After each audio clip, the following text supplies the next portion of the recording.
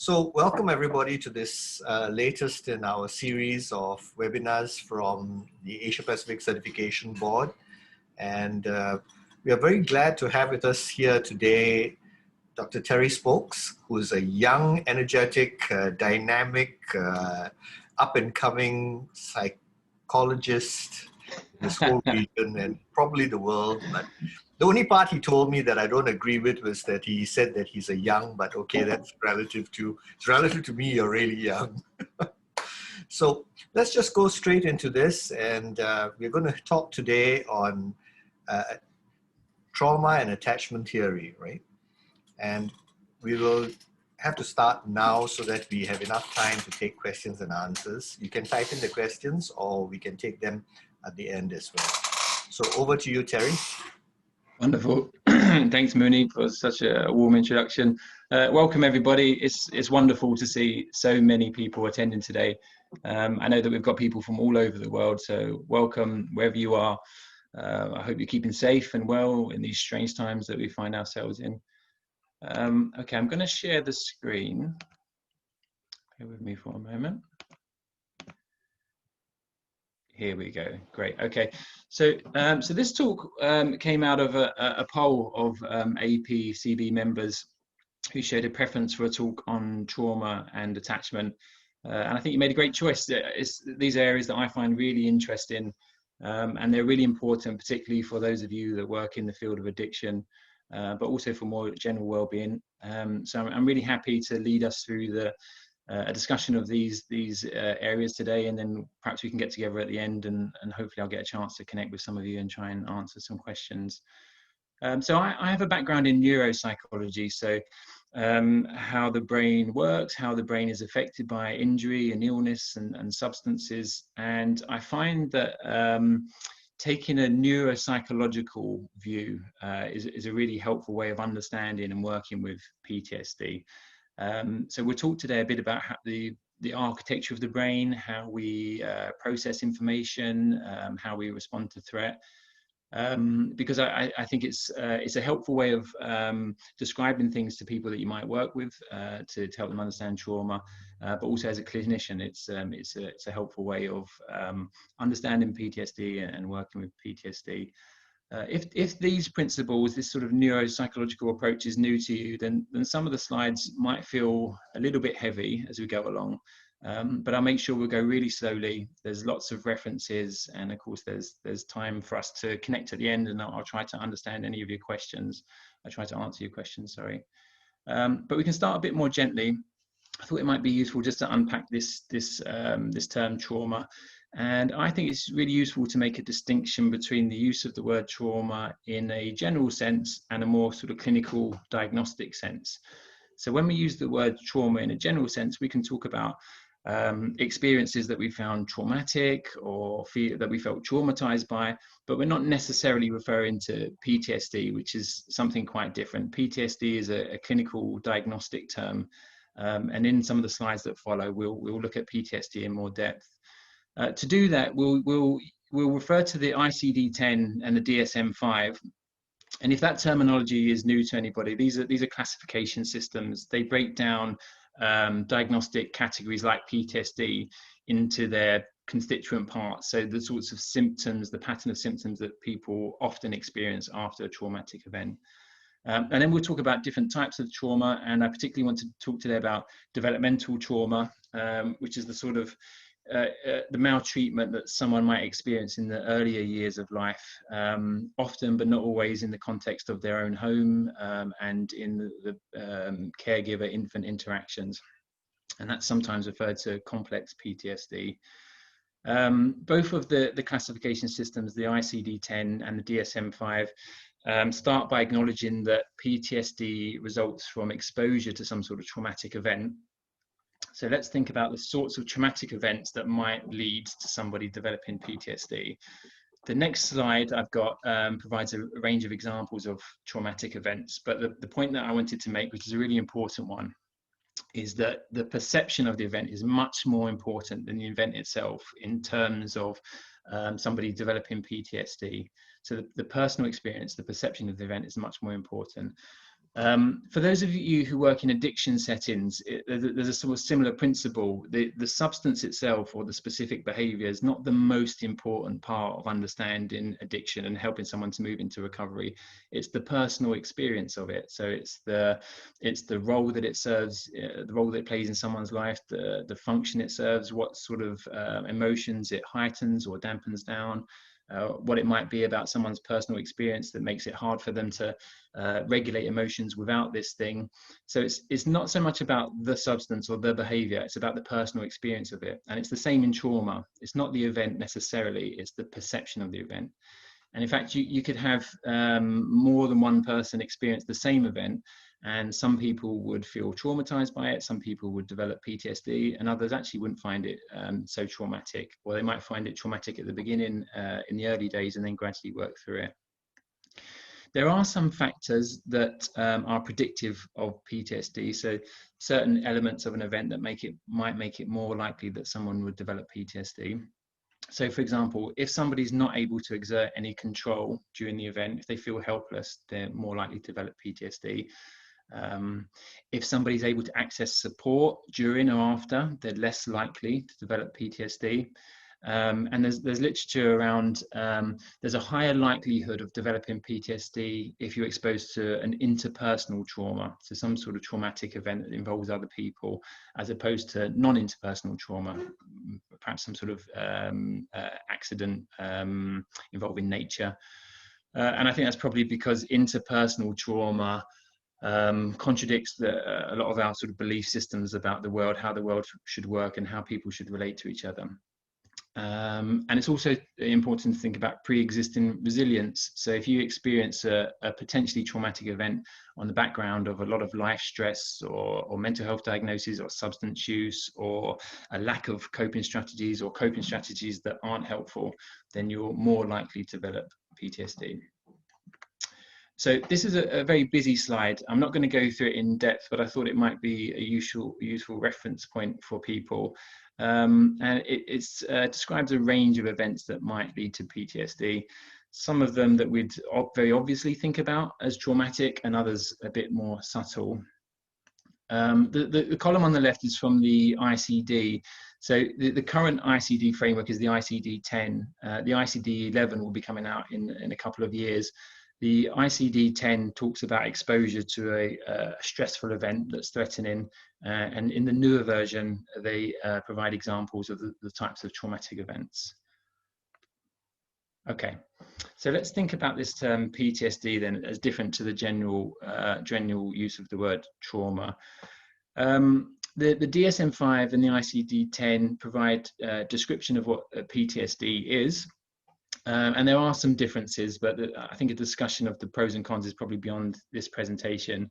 But there's a general agreement that PTSD involves exposure to a traumatic event and then a pattern of the following symptoms. So some sort of re-experiencing of that event. So that might be nightmares or flashbacks or intrusive thoughts. Avoidance, so avoidance of people or places or feelings. Hyperarousal, so this sort of state of hypervigilance, alertness, increased startle response, difficulty sleeping, irritability, that sort of thing. And cognitive and mood alterations, so that might be difficulty concentrating, and the DSM-5 focuses a bit more on mood alteration, so find it difficult to experience positive emotions or having negative beliefs about yourself or the event. And the DSM recognizes that you shouldn't diagnose PTSD within the first month of a traumatic event, because it's very normal when we go through something that's very scary to think about it a lot, to have nightmares about it, to feel more focus on potential threat in our lives in the first days and weeks afterwards. And for lots of people that gradually alleviates within the first month. If it doesn't, then it might turn into this more chronic pattern of symptoms that we call PTSD. Okay, so that was the warm-up. Let's start to think a little bit about the brain. It's important to do so because how we process information and how we respond to threat having a look at the brain allows us to understand that, which allows us to plan our treatments. So a bit of an overview here. A useful way, I think, of looking at the architecture of the brain is this triune model from Paul MacLean that separates the brain into 3 layers. So in the diagram here, on the outside layer in blue, the cortex. The cortex is the part of our brains that are a lot more thick than other mammals. It's the part of our brains where we do our really kind of sophisticated processes, reasoning and perspective, and understanding how new events fit in with past events in our life. The mammalian brain in the middle here in green, so called because all animals that live in groups and raise young share this part of the brain in common with humans. And in the mammalian brain, we have the limbic system, which is often referred to as the emotional brain. And the limbic system is really important in functions like emotions and memory, and how we identify information that's important to our survival. And for those of you that work in the addiction field, you know that a lot of the circuitry underpinning addiction is in this mammalian part of our brain, in the limbic system here. There's a couple of structures that I just want to give a bit of an overview to now, and then we'll use this in a moment to think specifically about how trauma affects the processing of the brain. So in the limbic system is the thalamus. The thalamus is sometimes referred to as a relay station. It's got strong connections with the cortex and the midbrain, and it helps divert information to different parts of our brain. The amygdala is sometimes referred to as the sort of threat detection or alarm bell part of our brain. It's in the limbic system, and it's a really important part of our fear response. And then we have the hippocampus. That's one of the structures that's most important in memory. At the bottom of the brain in this diagram, which is a sort of pale orangey beige color, is what's often referred to as the reptilian brain. And the reptilian brain is responsible for some of our really core processes like breathing and sleep and temperature and regulation of sort of homeostasis in the body. Okay, and just briefly, we're going to talk a little bit about the autonomic nervous system. So the reason I want to look at the brain and the autonomic nervous system as an overview is because it's really important as we go on and we think about what happens when we process information and how we respond to threat in the context of trauma. So this is a bit of a foundation for us, and then we'll come back to some of these terms in a minute. But I do recognize that if this is new to you, it's going to feel a little bit heavy. So as part of the autonomic nervous system, so this is this system that's at play outside of our conscious awareness that regulates a lot of the systems in the body. I want to think a bit about the sympathetic and the parasympathetic nervous system. The sympathetic nervous system is this part of our body that mobilizes us, that energizes us when we need to fight or run away from something. Our blood pressure increases, we release cortisol and adrenaline, our heart rate increases, blood goes from our body to our muscles so that we can fight or run away, our pupils dilate so we can see our surroundings more clearly. So that's the sympathetic nervous system. The parasympathetic nervous system is the opposite to that, I suppose you could say. It's the part of our body that's at play when we feel safe and calm. It's rest and repair and digestion and these sorts of things. And in a moment, when we talk about how we respond to threat, we're going to talk about fight, flight, or freeze. And the sympathetic nervous system is involved in fight or flight, and the parasympathetic nervous system is involved in this freeze response that sometimes people experience in the context of trauma. And just the last thing I'll say here about the parasympathetic nervous system, it's helpful to know a little bit about the function of the vagus nerve. And the vagus nerve is an important part of this parasympathetic nervous system. For a really comprehensive discussion of vagal function, then I'd advise you to read Stephen Porges' work on polyvagal theory. But just as an overview now, I just want to think about 2 branches of the vagus nerve. the ventral vagal complex and the dorsal vagal complex. The VV, I call it VVC, ventral vagal complex, that connects to organs in the body above the diaphragm, and the dorsal vagal complex connects to organs in the body below the diaphragm. So the vagus nerve overall is this nerve, or this sort of bundle of nerves that starts in the brainstem and connects the brain with lots of organs in the body. We're going to talk about this a bit more as we go on. The ventral vagal complex is really important in this sense of safety, soothing and calmness that we feel, particularly in the context of warm, attuned relationships. And the dorsal vagal complex is thought to be really heavily involved in the freeze response, what's sometimes called an immobilization coping strategy.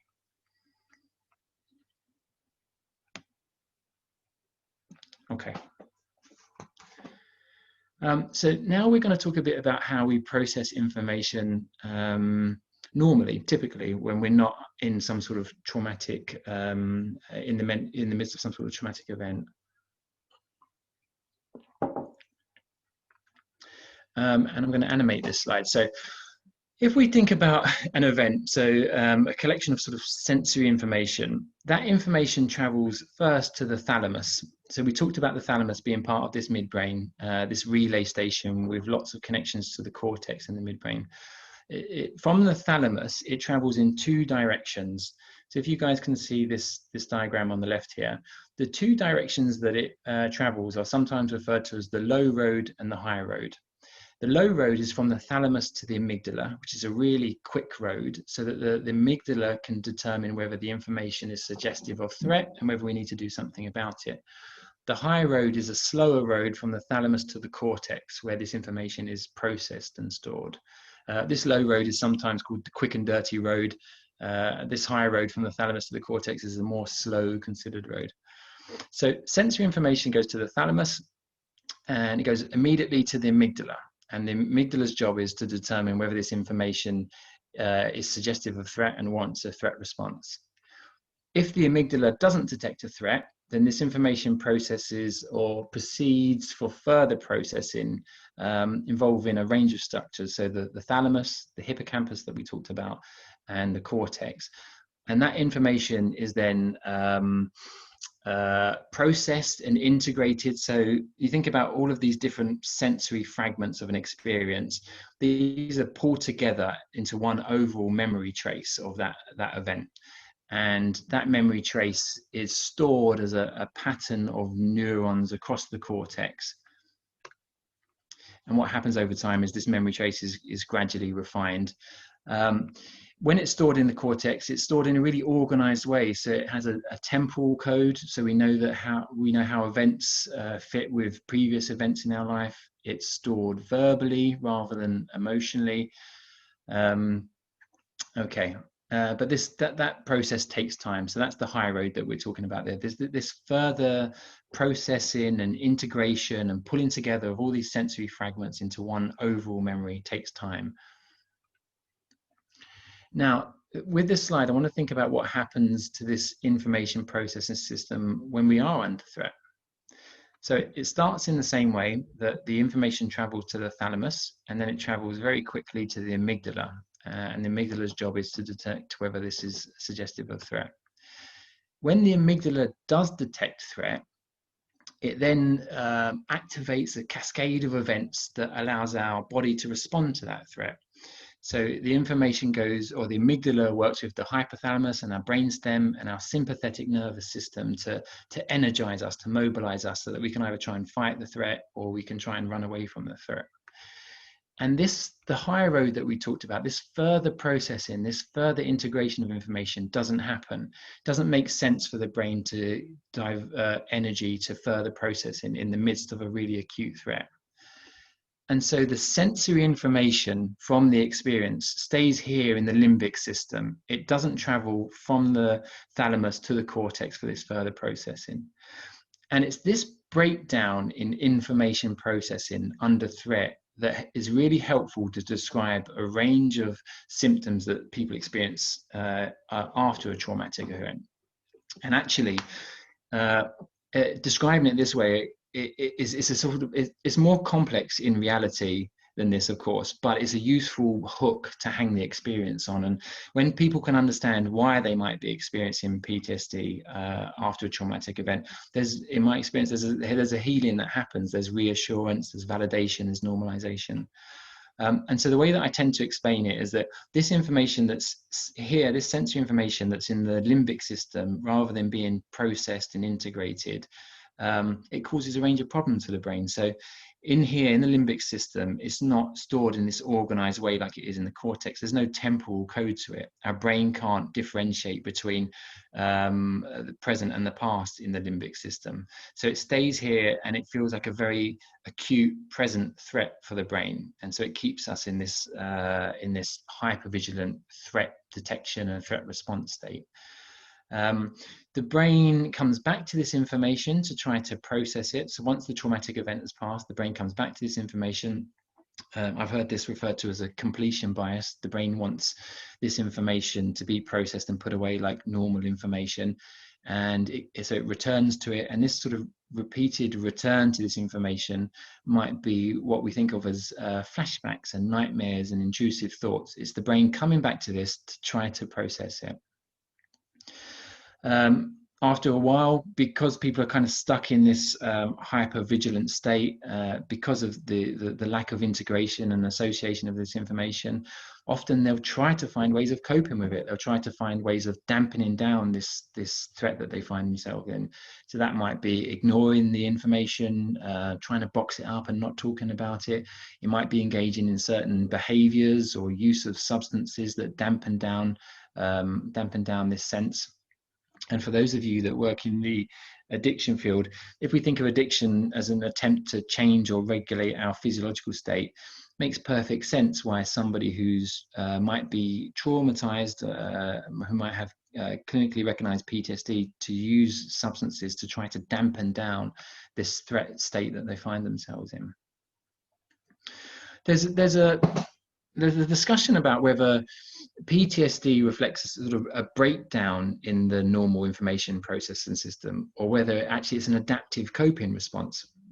If you think about our brains being organized for survival, first and foremost, it makes sense that if you've been through a really traumatic experience where your safety or someone else's safety has been really threatened, that you store this information in a different way, that you think about it a lot, that you dream about it a lot, that you remain in a hyper-vigilant state, that you avoid certain places. And so there's a sort of useful or interesting discussion, I think, about whether PTSD is a breakdown in the typical information processing, or whether actually it's an adaptive safety response. Okay, I'm going to talk a little bit about the fight, flight, and freeze response. So the fight, flight part of our threat response, our coping response, makes a bit more sense. It's the sympathetic nervous system mobilizing us to try and run away or to try and fight the thing that's in front of us that's causing a threat. Now, sometimes what people find is in the context of a traumatic event, they don't try and fight and they don't try and run away. They freeze. They feel a sort of lack of connection with the moment, a lack of conscious experience. Perhaps they lose consciousness. They might feel numb. They might feel disconnected. And this tends to happen more when we can't fight back or we can't escape from the event. And that's important to remember when we go on in a moment to think about developmental trauma that affects children and infants. It's more likely that they can't escape and they can't fight back. And so this freeze response, this immobilization, this disassociation, as it's sometimes referred to, is helpful to think about there. In the DSM-5, they talk about two branches of disassociation: depersonalization and derealization. And I won't go into them into depth, but they both describe a sort of a lack of feeling of connecting with your own physiological or mental state, or experiencing the world and your surroundings as not quite real. And we can think about this freeze response as an adaptive coping strategy as well. So Gabor Mate says that if it's too painful to feel your feelings, then you disconnect from them as a compensatory strategy. You disconnect from how you feel. Let's think a little bit about the mechanics of that. And this is where we come back to the polyvagal theory, excuse me, and the idea of two branches of the vagus nerve.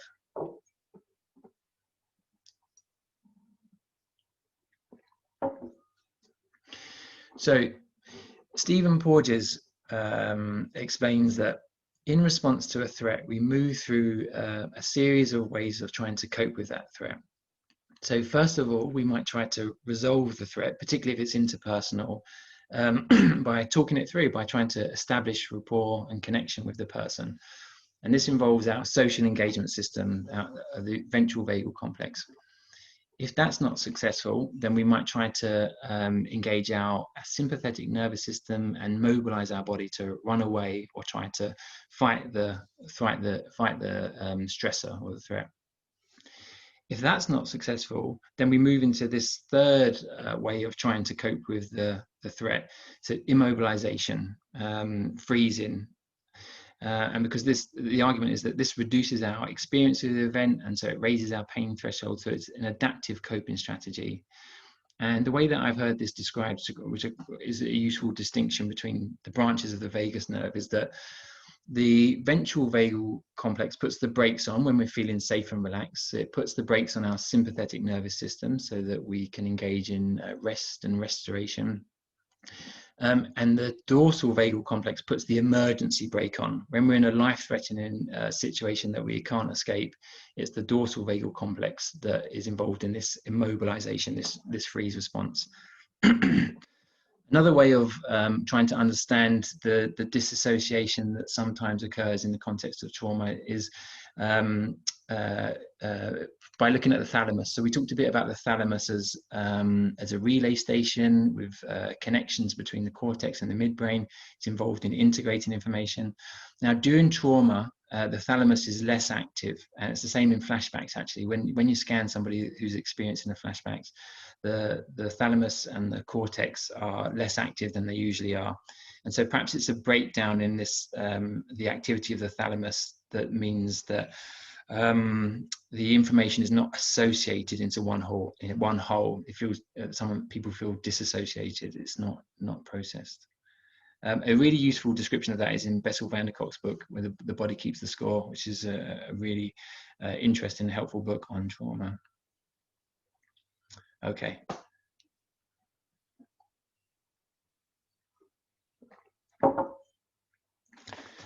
Okay. That description of the brain and how we process information and how that processing of information breaks down in the context of trauma is a really helpful way of understanding, I suppose, what I call more circumscribed traumatic events. For example, a road traffic accident as an adult, when there's already been maturation of your nervous system and you already have sort of consolidated beliefs about how the world works and how people relate to each other. Developmental trauma is very different. Developmental trauma, as I mentioned earlier, is the sort of traumatic experience that happens in childhood. It might be abuse or neglect that's experienced repeatedly.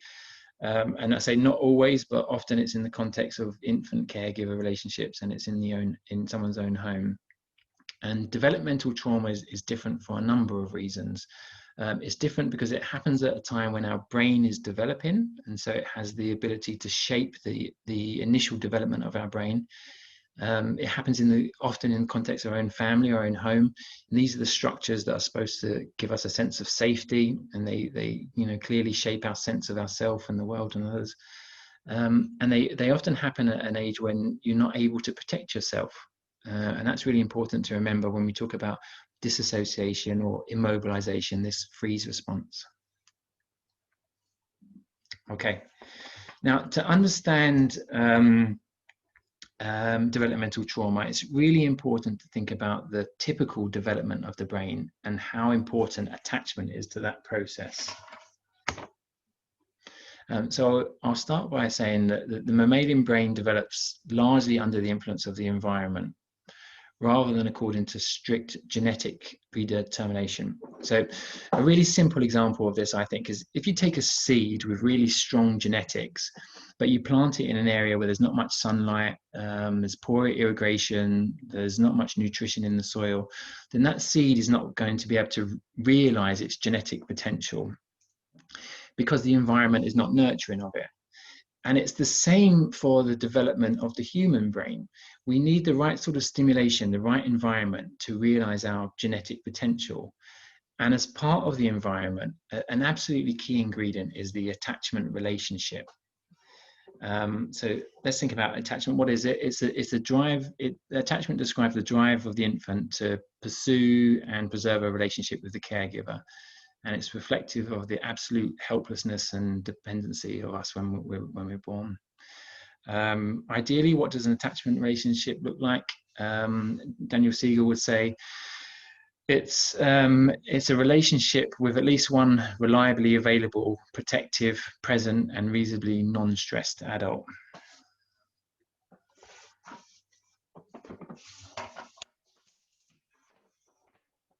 Okay. So a secure attachment relationship requires presence and warmth and consistency and predictability and boundaries and an attunement between the infant and the caregiver. And it's those sorts of conditions of a relationship that provide the right environment for a safe and secure attachment relationship. There's a concept within the attachment literature about being a good enough parent. And this recognizes that these conditions need to be present most of the time, but not all of the time. So I think about myself, I've got 2 children, and for the most of the time, I like to think that I'm present and warm and consistent, but not all the time. And there was a moment about 40 minutes before this presentation started where my son was telling me he didn't want to go to school today, and my daughter was wanting to come down to this room that I'm in presenting now and play with my laptop. And I wasn't as warm and present as I could be. I was a bit irritable and I was a bit distracted. But I like to think for the most part, I'm a good enough parent. I provide these conditions most of the time. There's a book from Robert Weiss, who was a speaker at one of these talks recently. His book is Pro-Dependence, and there's a nice point he makes in that book that good enough parenting is actually better than perfect parenting, because good enough parenting allows the child to experience some adversity. And so when the child experiences adversity, they've got to find ways of addressing and overcoming this. And this might be part of the process by which we develop a sense of industry and self-esteem and confidence. Okay, so if those conditions are present most of the time, it leads to a secure attachment.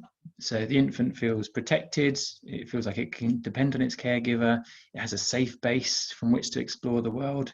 It can learn to start to trust others, to regulate its own emotions, and to feel valued. I mentioned here, for anyone that's sort of new to attachment literature, there's a really classic experiment by Mary Ainsworth called The Strange Situation, which is worth looking at. It helps to understand how attachment relationships give us a safe base from which to explore the world. Paul Gilbert, who's the figure most associated with compassion-focused therapy, talks about how we have these 3 systems at play at any one time. And it's the attachment relationship, it's the nurturing between the infant and the caregiver that allows somebody to dampen down our threat response system and nurture our soothing system.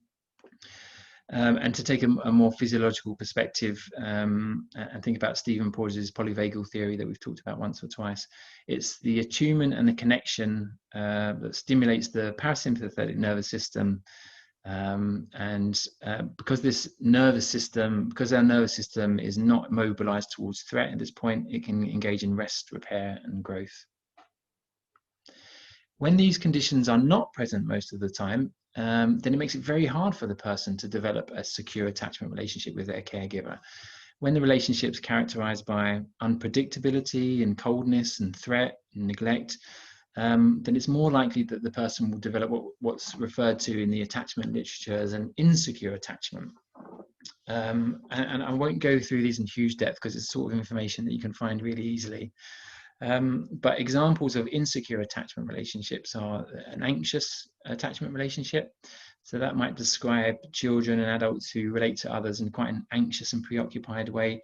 They may require constant validation. They might be viewed as clingy or needy. An avoidant attachment relationship. So this describes somebody that in the context of interpersonal relationships might be quite dismissive, might favor their own independence, might get good at suppressing their emotions and not reaching out to other people. And then we have the disorganized attachment relationship, which is characterized by sort of conflict and confusion. And this is the attachment style that's most associated with maltreatment in these early years. The person may crave connection, but then respond frightfully to that connection. So that they might reach out to others and then dismiss them. They might have real problems regulating their own emotions. They might be distressed when they're alone, but also distressed in the company of others. And this is because there's a conflict that the person experiences, and that we're wired to want to connect with our caregivers. But when that caregiver is unpredictable or threatening, then there's a conflict between our sort of innate drive and what we're experiencing, and that leads to this sort of confusion.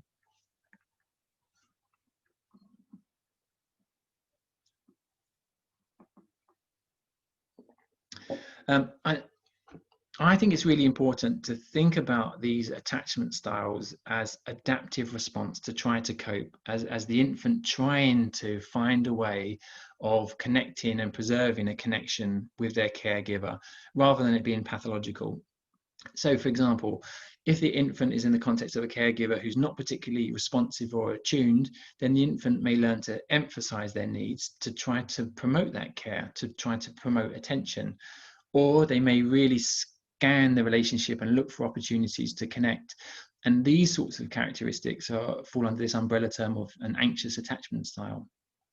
Or if the infant finds himself in the presence of a caregiver who seems to find it really hard to deal with emotions or to express emotions, the infant may learn to suppress their own emotions or to try to work through things independently as a way of being more acceptable to the caregiver. And we think of this as an avoidant attachment style. So we want to make sure that we don't pathologize people's attachment styles, because they represent ways of trying to connect with their caregiver. They might cause problems with later relationships, but ultimately they've developed as a way of trying to preserve a connection. Diane Paul Heller, in her book Healing Your Attachment Wounds, talks about how up to 90% of what's happening in adult relationships is reflected of our early attachment relationships. And John Bowlby, who's the sort of founding figure of attachment, talks about working models.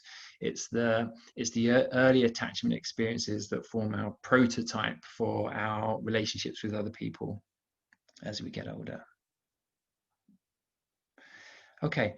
Let's consider how our attachment relationships actually shape our brain at a neurological level, for better or worse, because this helps us to understand how significant developmental trauma can be during this time. So we talked a little bit about that simple seed example earlier. The expression of our genetic potential is for the most part contingent on our environment.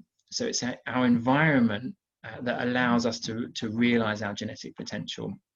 So looking at this quote here from Gabor Mate, our genes dictate the basic organization and our basic anatomical structure, but it's left to the environment to sculpt and fine-tune the chemistry and the connections and the circuits. Why is the environment so important?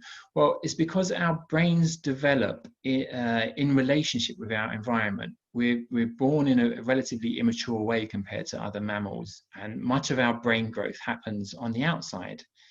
Up to 3/4 of brain growth happens within the first few years on the outside. And the idea is that there's a sort of evolutionary compromise that needs to be struck, because as humans have evolved, we've developed these big heads, and already when we're born, the head is the widest part of the body. So any further brain growth on the inside is likely to lead to birth complications. So lots of our brain growth happens on the outside. And one of the advantages of this is that it allows us to adapt to our environment. We have these flexible brains that are shaped by our environment and respond to our environment. So it allows us to adapt to the challenges of our particular environment. So we can think about the brain as being use dependent. It responds to how it's used. So if we feel safe and loved, our brain specializes in exploration and play. If we feel frightened or unwanted, our brain specializes in fear and abandonment.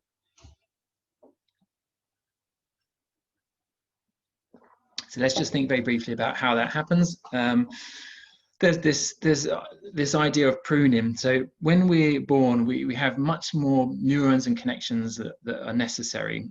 And through a process of pruning, the neurons and circuits that are used are kept, and the ones that aren't are pruned out. So Gabor Mate says, this overgrown, chaotic synaptic tangle needs to be trimmed to shape the brain and adapt to the particular environment. So connections and circuits that are used frequently are strengthened, and unused ones are pruned out. And this is based on this concept of Hebbian learning: cells that fire together wire together. Okay. Let me just have a quick drink. So if these circuits are stimulated regularly, they're strengthened. So let's consider some of the circuitry that underpins our emotional and behavioral development. So here we're talking about things like the indigenous opioid system. So the main currency here is endorphins. Endorphins allow us to feel calm and to feel less pain. And infants produce endorphins in response to attuned, warm, soothing interactions with caregivers. Similarly, we produce oxytocin, which is sometimes spoken about as the love hormone, because it increases our sensitivity to endorphins. And this is released when we hug or we bond socially. Dopamine as well. So for those of you who are working in the addiction field, you know that the dopamine circuitry is really important to understanding addiction. Dopamine is released in the context of warm, attuned relationships, and dopamine levels of the infant fluctuate depending on the presence or absence of the parent. It's the same for other systems. So our top-down regulation of emotions, so that involves the lobe right at the front of our brain and the prefrontal cortex. We're able to regulate the emotional arousal that we feel in a top-down matter, in a top-down way. But we're not able to do this until we get a little bit older. The frontal cortex doesn't mature until teenage years and beyond. So it's the attachment relationship that allows us to have a model of how to regulate emotions in a top-down way. And it's through that attachment relationship that we learn how to do that. Attachment relationship is also involved in circuitry involved in serotonin. So serotonin is this neurotransmitter involved in mood and cognition. And the HPA axis. So the HPA axis, the hypothalamic pituitary adrenal gland axis, sometimes called a stress response system. It's sensitive to the level of stress that we experience. And so there's research that would show that the calibration of our HPA axis is something that starts to be shaped even before we're born, depending on stress levels that are circulating. Okay. The key point, I suppose, the take-home message is that repeated activation of these circuits strengthens them. And so, and what it is, the repeated activation in the right way through secure, warm, attuned relationships strengthens these circuits that underpin our emotional and behavioral development. And impoverished rearing environments can decrease the function, the healthy functioning of these circuits. So secure attachment relationships promote the sort of production and receptors for chemicals like dopamine and endorphins and oxytocin. And insecure relationships, developmental trauma, increase the production of chemicals like cortisol and reduce the production of those other chemicals that we talked about. Now, a really simple way of describing this that I liked is from Bruce Perry, that at any point in this process, you have all this potential for either good or bad stimulation to get in there and set the microstructure of the brain. Okay. I've got an eye on the time. Okay, I'm going to whiz through these next couple of bits. We're just going to spend another couple of minutes talking about treatment, and then we'll open it up for questions. The good news as we move to talk about treatment is that it's not just in the early stages of our development that our brains are use dependent. We talk about this concept of neuroplasticity. So our brains remain responsive to how we use them throughout our life, less so than the earlier parts of our life, but still responsive. So we can develop new circuitry to help us challenge some of the old circuitry. And you see this in people that respond to brain injuries and neurological insult. But even on the absence of that, there's good evidence that 8 weeks of meditation mean that some structures in the brain become more dense. So we can continue to use our brain, and it will remain responsive to how we use it. Okay, just a couple of slides on treatment. There's lots of different ways of working with trauma. And in a slide in a moment, I'm going to give you some examples of that. One model to working with trauma that I find really useful is this 3-phase approach. So step 1 is about preparing the person, it's about educating them. You might use the neurological explanation that we talked about earlier. It's about making sure that now's a good time for them to engage in trauma treatment. Trauma symptoms tend to get a little bit worse before they get better. It's about thinking about their coping strategies. And as a clinician working in this field, it's really important to think about rapport and creating a sense of safety between the client and the clinician. If you think a lot of people with trauma backgrounds may have experienced interpersonal trauma, they may have insecure attachment patterns, they may have a nervous system that's in threat mode because of this unprocessed trauma. So it's really important to develop rapport and create a sense of safety in the relationship. Step 2 is about employing various trauma-focused interventions. Now, I've got a couple of slides here that give some examples of trauma-focused treatments. If you find this slide overwhelming, don't worry. I found it very overwhelming when I first saw it. This is from a book that's in a sort of draft phase at the moment by Lou Lebentz, who's pulling together a range of different trauma-focused treatments. You don't need to know all of these, of course. We can't be experts in all different treatment modalities.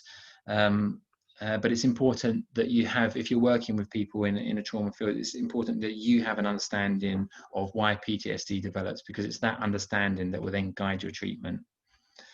For what it's worth, the sorts of approaches that I typically tend to use are trauma-focused CBT, and there's a really good model by Ellis and Clark that talks about the cognitive model and how our appraisal of the traumatic event and symptoms is a really fruitful area for us to explore and work with in trauma therapy, to help people find a way of making peace with the trauma appraisal.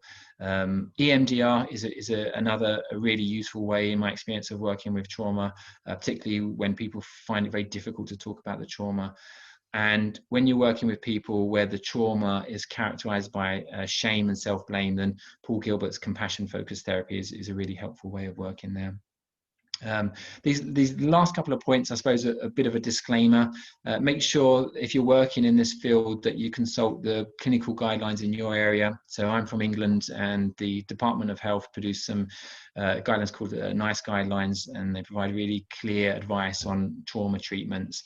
They provide really good advice on, if you're working in a setting where you might work with people with trauma and co-occurring substance use, when and how to do the trauma work. And just coming back to that 3-phase model, the step 3 is that once you've processed the trauma, once you've helped people to make peace with it, it's about moving towards reclaiming their life, finding meaning. And there's a really interesting literature about how post-traumatic growth, so how coming through a trauma can actually shape us for the better, can make us look at the world differently. If you are working in this field, it's really important that you have comprehensive risk assessments, because childhood adversity and history of violence make risk more likely. And the last thing I'll just say is, again, if you're working in this field, it's really important that you have good supervision. If you're working with people and hearing these stories of trauma all the time, it's really easy for your own perception of threat to be skewed. So make sure that you've got good supervision and you're able to use that sort of support to work through it yourself, so you don't become traumatized by it. Right, that's it. I know I was rushing a bit at the end there. Thank you everybody for listening so patiently. There's lots of references here. I talked a little bit about the polyvagal theory. There's a link here from Ariel Schultz's page that gives a really clear understanding of that. And some of these other books are just fantastic literature on addiction and trauma. And here's my email address. Please don't hesitate to get in touch with me if you want to discuss any of this. And I think, Mooney, we're going to open it up to questions and a bit of a discussion now. Yes, we are. Thank you, Terry. Terry, do you think you can just go back a few slides to the one which shows just before you showed the hundreds of methods to treat for treatment? Yes. Yeah. Yes, one more slide back. One more. One more. Ah, that's it. I think it's this guy. Yeah. No, one slide Okay. back. Okay, that one. So this is the three-phase model. So at least it gives us a clearer understanding. There's whenever we diagnose somebody with trauma and the effects of trauma, as far as I can tell, there's the preparation, the education, and giving them an understanding of what needs to be done. Because if they don't have an understanding of what needs to be done, they can easily be triggered or re-traumatized. And so that's part of the training. And that's another reason why you talked about having people have supervision when they're going to treat patients with trauma. Then the actual trauma-focused treatment, and as you've showed, there's tons of treatment modalities that are there. And then there's the reclaiming of life and the post-traumatic growth. I was just going to ask, somebody asked whether or not we can use approaches that don't focus on retelling the trauma narrative, because can we just use yoga or other things or somatic re-experiencing rather than actually talking about the experience? I'm not Sure. very Good sure question. what your thoughts are, because my understanding is that in the models that most of the models that we have, we teach people how to have both safety and coping mechanisms, either EFT, tapping, or any one of the 101 methods that we had there. And then we do have to explore to a greater or lesser extent, depending on their ability to accept it. Because without some re-experiencing, it's very difficult to move forward or reclaim your life. What do you think? Yeah, so I agree. So if we think about PTSD arising from this sort of breakdown in information processing, then we have to find a way of having that information or encouraging that information to be processed and put away. I think there are ways of working with trauma that are really heavily dependent on telling the story, like trauma-focused CBT. And there are ways of working with trauma that are less dependent on the person verbally telling the story. So in my experience, EMDR is the best example of that. So in EMDR, there's much less recalling of the story verbally. It's much more dependent on the person holding the information in their mind without necessarily telling the therapist, and then engaging in this sort of bilateral stimulation that's the core of EMDR. Yeah. Great. Now, one of the other questions was, is there a way to, if a child has experienced trauma, is there a way to support or prevent them from converting over to actually having PTSD or the trauma symptoms? So I think it goes back to one of the really early slides about there are certain elements of an experience that make us more likely to develop PTSD or not. And so if we're able to access support, if we have an attachment relationship in our life with somebody that feels safe and attuned and connected, that we can lean on when we have experienced some sort of trauma, then we're less likely to develop PTSD from it.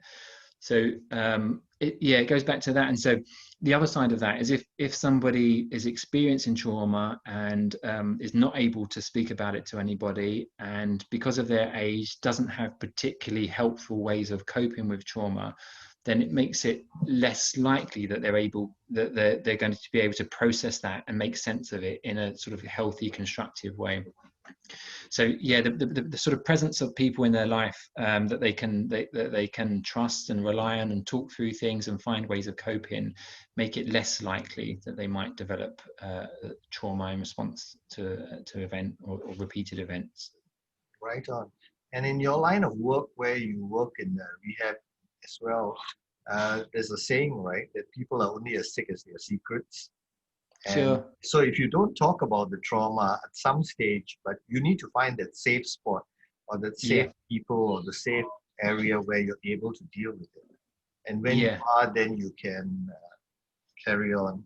Somebody also And asked, sorry, Mooney, just to jump in just for a second, because it's really important. Working with trauma in substance use settings requires some really kind of sensitive thinking about, because you have to make sure that you work with someone at the right time. So, we talked about that 3-step model. yes, So in the context of addiction treatment, you can do step 1 with somebody. You can help them to understand trauma, and you can work on their resilience and their coping strategies. But the actual trauma focused treatment, the sort of reprocessing, have to be careful about when you engage in that sort of work and make sure it's the right time for somebody. And the nice guidelines about comorbid trauma and substance use disorder would say that work firstly on the substance use disorder, help somebody try to move into recovery and start to feel stabilized in their recovery before you engage in trauma treatment. Because what typically tends to happen is when people in the first part of trauma treatment, the symptoms tend to get a little bit worse, because you might be opening a box that's been closed for a long time. And so people tend to feel more unsettled in the early days. And so when somebody is moving from addiction into recovery, you have to think carefully about when you do that work, because you don't want to make it harder for them to move into recovery. great. Somebody asked whether PTSD or trauma symptoms can be cured by self-will for those who refuse to seek treatment. Self-will. I suppose I can't give a definitive answer, but in my experience, the relationship between the clinician and the client is a really important part of healing. So there are lots of very smart people that would say actually the core ingredient of psychotherapy is the quality of the relationship. And if we think about developmental trauma and the importance of attachment, it's easy to think about parallels between the importance of the attachment or the relationship between the clinician and the client. And so in my experience, 2 brains working together on this is a lot more helpful than somebody trying to work through trauma through self-will alone. Yes. Somebody also asked whether dissociation that you mentioned is more common with adolescents or adults.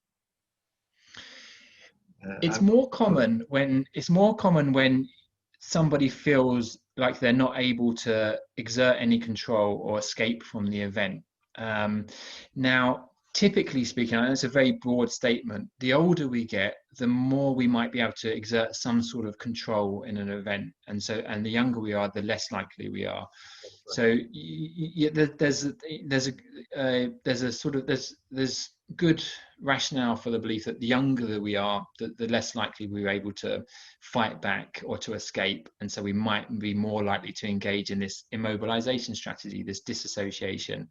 But it's a sweeping statement, because of course as adults we can be in situations that we can't escape, and so more likely to experience this freeze response. So very broadly, maybe yes, but like I said right at the very beginning, the most important thing is someone's personal experience, their perception of the event. Yes. One of our therapists who's listening in also asked, if a person starts to dissociate during a session, is there any way that we can, what are some of these helpful grounding techniques, or is there anything that we can actually do? Yeah, so there's I suppose there's 2 ways of looking at it in the session. There's a sort of a preemptive way of planning for that, and then there's sort of what do you do in the moment if it's happening.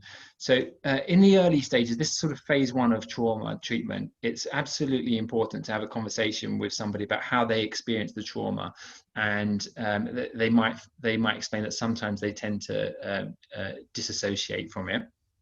There's a difference, of course, between disassociation and experiencing a flashback. But either way, it's important to have this sort of this discussion as preparation. So what would we do together in the therapy session if this happens? What should we do? And so in the early stages, this sort of preparation for therapy, it's about grounding strategies. What do we do if in the moment, in one of our therapy sessions, you feel overwhelmed and overcome by a flashback? And it's important to plan that before, so that there's a range of coping strategies that people can do to ground themselves in the moment. You know, we talked about how when we experience a flashback, the thalamus and the prefrontal cortex are less active, so there's less coding and association of that information, so we feel like it's happening right now, or the nervous system feels like it's happening right now. And helping somebody to ground themselves in the present moment, to help them feel safe in the present moment, is a good way of helping them to move through the flashback, or what we might call disassociation. But phase 1, that's partly why phase 1 is so important, because you do that work before you start the trauma processing, because it's quite possible that trauma processing might lead to somebody having a flashback. So it's well worth thinking about, what do we do if that happens? What can I do? What can you do? And practicing that before you start the trauma processing. Great. Someone asked whether various therapies like sand play or expressive therapies can be used. My understanding is that a lot of expressive therapies are also used, but again, with the same preparation and other things that we need to do. Yeah. Now, someone asked, or Hong asked, what are the risks of clinicians introducing secondary trauma or worsening an existing trauma through the course of therapy? Mm-hmm. And is Yeah, that it's a good question, and it's one of the things that clinicians get really anxious about, understandably so. You know, if I talk about this, is it going to make it worse for the person? And what can happen in the early stages of trauma treatment is that it does get a little bit worse for people. So, you know, we talked about this idea of opening a box that's been closed for a little while. And one of the ways that I explain this to people that I work with is that I say, okay, and this is not my analogy, I've stolen this from somewhere, but I can't remember the reference now. It's that imagine you're at home and you've got a cupboard that's full of towels, and the towels are all messy and they're all over the place, and you open the door and all of the towels come out and spill all over the floor. Now somebody knocks on your door and wants to come in, and so you quickly gather up all these towels and then you bung them in the cupboard. Some of them are hanging out. You keep the cupboard door shut by your elbow until the person leaves. Now, what do you need to do to resolve this situation? You need to open the door, and you need all of these things to spill out, and you need to go through the towels one by one and fold them and put them away so that you can shut the door and move forward. It's a little bit like that with trauma treatment, that in the early days, things can feel more intense for people. That as you start to think about the trauma and talk about the trauma more, you might notice that you're having more nightmares and flashbacks. And again, that's part of the reason why this stage 1 is so important. Before you engage in trauma treatment, it's really important to think about, is this the right time in my life to do this? Can I allow myself time if I'm feeling more unsettled, which might happen now, or do I have to work a little bit more on sort of preparation and stabilization before I engage in this work? Ultimately, of course, it's necessary to do that work before you can move forward. You know, things get a bit worse before they get better. And it's really important to have this conversation with somebody, that when we work on this stuff and we start to talk about it, you might notice that the symptoms are a bit worse than they are now. But that's a really normal part of the process, and it's about working with the person to determine what are you going to do, or what are we going to do if that happens. If you start to feel a bit worse, if you start to notice that you're having more nightmares, what's going to help you get through that, so that we can continue this work and move through the stages, so that ultimately we're able to make peace with this event and move forward. got a time for maybe 2 questions. For those who didn't get their questions answered, let me tell you that we can see them and we will try and get back to you, or you can just write into the same place where you got your questions, where you logged in the first time, and we will try and get the answer back to you. There's a question here from somebody who said that people in addictions use their respective 12-step programs to stay sober. Adrian actually, also end up dealing with trauma and respective issues almost as a byproduct, i.e. the steps they do to stay sober kind of deal with all these as well. So basically he asked about your thoughts on 12-step efficacy, and can it be used as trauma therapy for those who can't afford formal professional therapy? So I'm a really strong advocate of the 12-step approach to moving from addiction into settled recovery. It's a big part of the program at Barley Beginnings, which is the addiction treatment center where I work. And I think it's as part of people working through 12 steps, there's absolutely a process of making peace with past behaviors and making sense of them. And I think that sometimes that sort of close relationship between the person working the 12 steps and their sponsor might help them to make peace with past experiences that trouble them. And I think sometimes it's going to be useful for that person to also be engaging in therapy with a trained trauma specialist. So we talked at the beginning about trauma in a general sense and trauma in the sort of clinical diagnostic sense. I think that the traumas in our life that are part of common humanity that we all experience in grief and loss and insecurity and fear and regret and resentment, I think these things can be worked through in the context of a 12-step sponsor-sponsee relationship. But I also think that sometimes people will benefit from specialized trauma-focused treatment from somebody that's specialized in the field. Okay. In that case, just the last question, which is also related to the earlier one. Someone asked whether rehabs should actually work with trauma in the short addiction period that they are in rehab. For example, can it be done in a 28-day typical period, or does it need extended time? I have some thoughts on that too, but I'll let you answer first.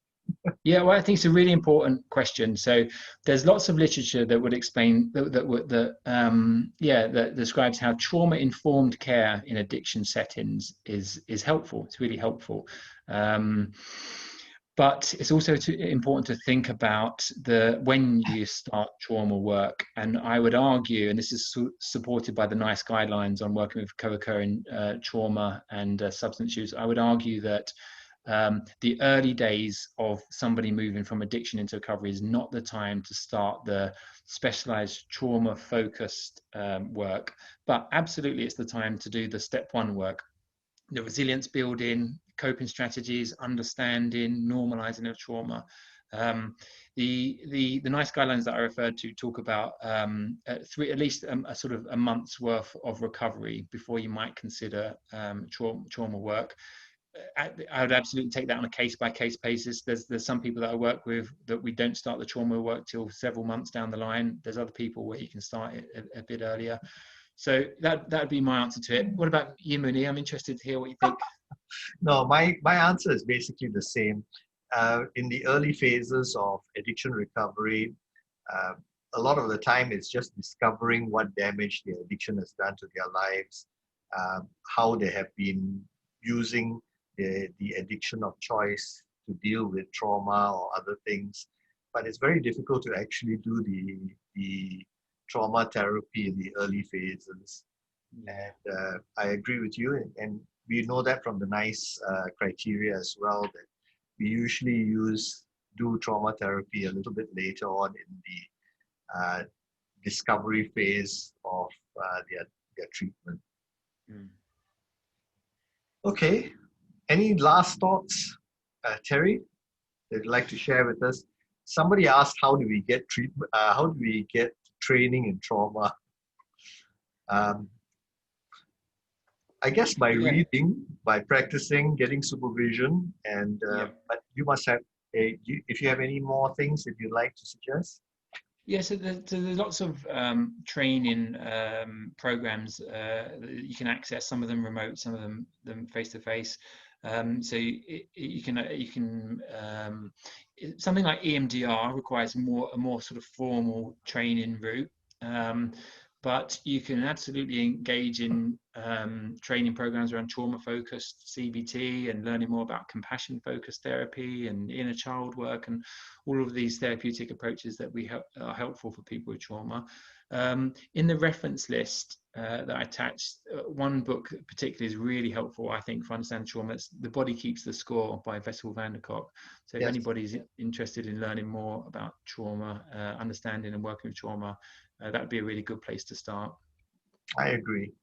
So, on behalf of all the visitors and all the people who have been listening in, I'd like to just say thank you very much to Dr. Terry Spokes for a really enlightening and wow, compact session. I think this is just the beginning. We may need to have more sessions to figure out more things on different areas of this uh, whole uh, whole area. So thank you very much, Terry.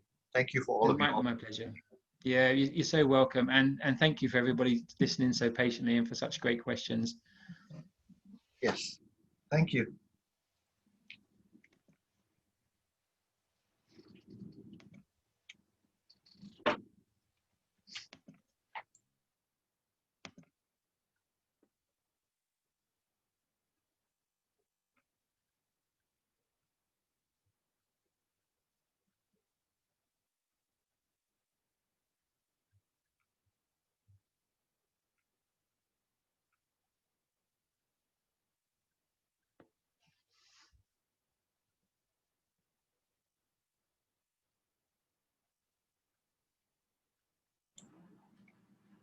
I'll connect with you in a while, Terry. Okay? That's good. Yeah, I'm just reading. As I was talking, I was looking at the presentation, so I've not seen these comments. So I'm just looking at those now. Yep. Are people still with us, Mooney? Are the attendees still with us? Well, we've gone down from over 220 or 230 to about 60. Okay. So they're slowly leaving us now, and I think it's okay. Yeah. Well, thank you for everyone that's left such kind comments. Thank you. Just Yeah. looking at them now.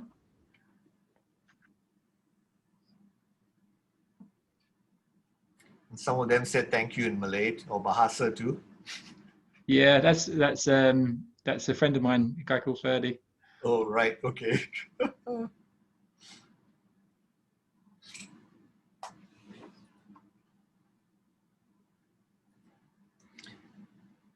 I'll touch base with you. I'm going to leave the session. I'll touch base with you on a different medium. Yep, sounds good. Take care. Bye. See you.